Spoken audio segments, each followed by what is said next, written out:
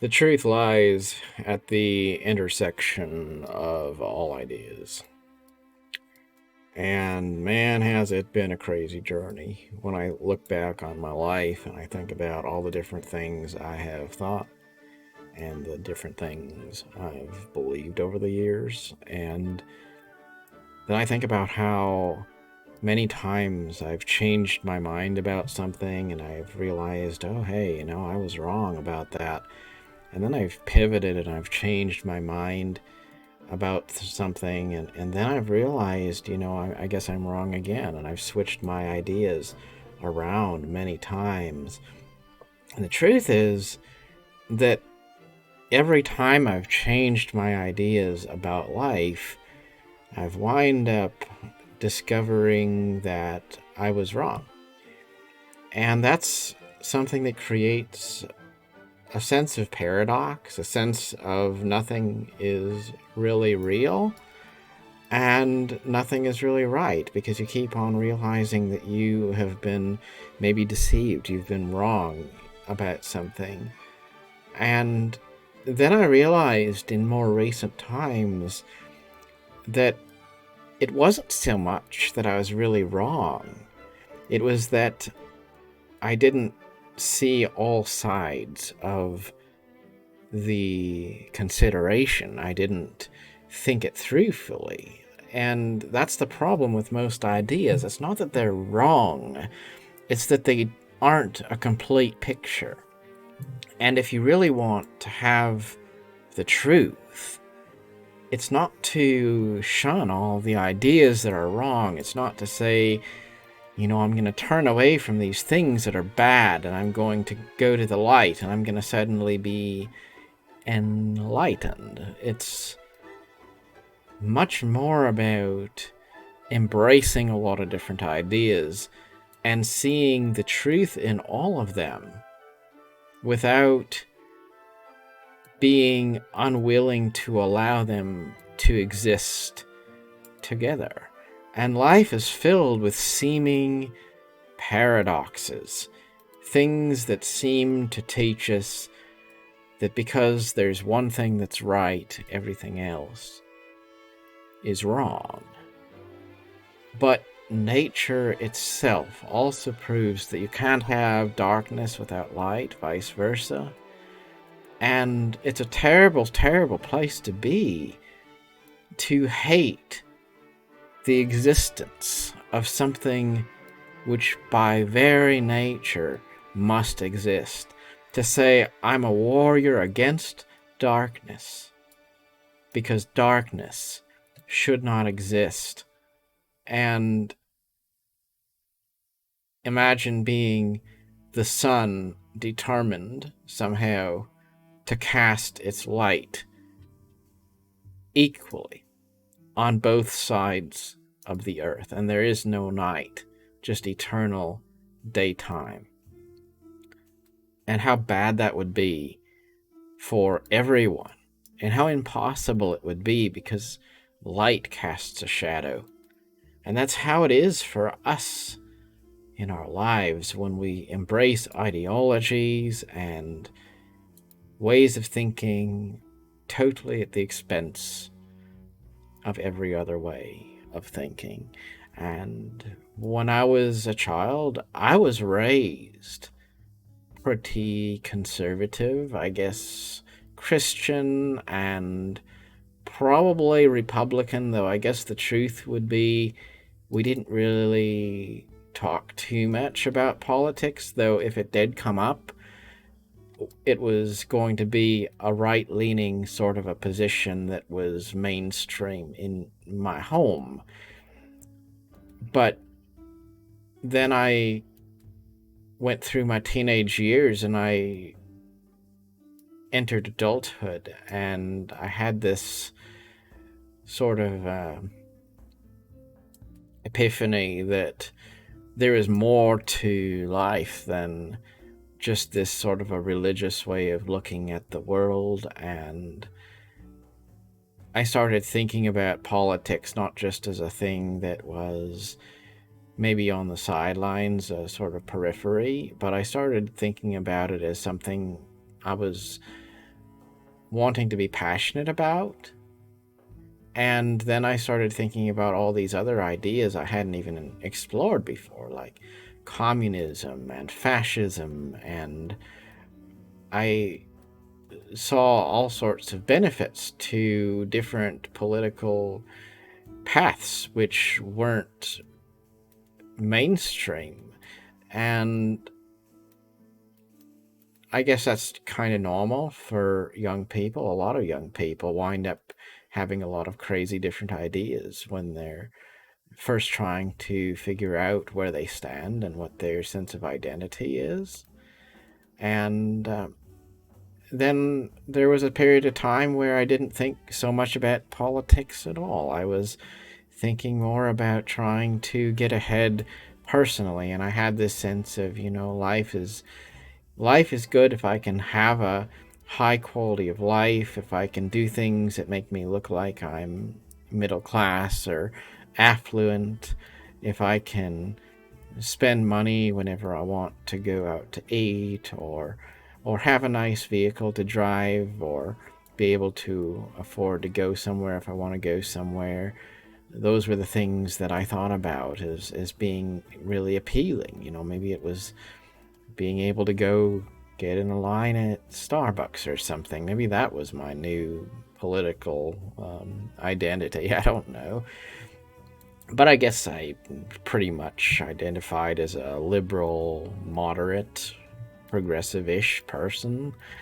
And, then life continued to change, and started to realize a lot of the things that we chase in life are kind of smoke and mirrors, and the image of success is quite often a sandcastle that's not got any foundation underneath it.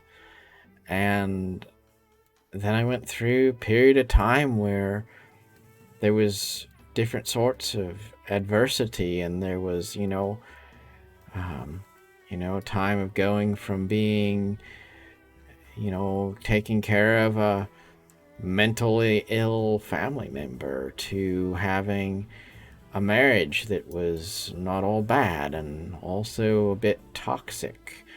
And I went from being able to go do whatever I wanted to do to a time when I didn't actually feel like I was able to, buy food if I was hungry. And all of these things continued to shape my worldview and change my attitude toward what is the right way to think and what's important. And of course, I started to go from being young to being middle-aged. And then with that comes a knowledge of mortality, and you start to think about things in a different way than you did when you were 18 years old. And then I went from being more liberal to being more conservative again, and having that respect for those traditional old-time values, the Christian moral values, and the sense of rugged individualism and personal responsibility. And yet I never really completely went back to any of those things that I used to believe. I actually realized that all of the things I've ever believed were true. They just weren't the whole picture. And that's the truth of life. And the more I've accepted the seeming contradictions in life and said, it's okay for those things to exist side by side. You can have conservative views and liberal views and extreme views of all different sorts, all in the same bucket. And you don't have to dethrone any of them. You don't have to say, oh, this one is wrong, I'm changing my point of view. You can say it's all right for all of these different ideas to exist together, and we honor them, and we respect them, and we don't allow one of them to destroy the others for the sake of its own sense of supreme rightness. And that's a hard thing to come to terms with, because we like to put everything into clean buckets of black and white, good and evil, things that should be believed and things that should not be believed. But that's not life. Life is filled with darkness and light, and almost any idea you discover is going to be right in a sense, to a point, but also not infallible, not right in every way. So learn to see that there's truth in a middle way, that the best form of moderation is quite often actually including a lot of different extreme ideas and not believing that you need to find an answer that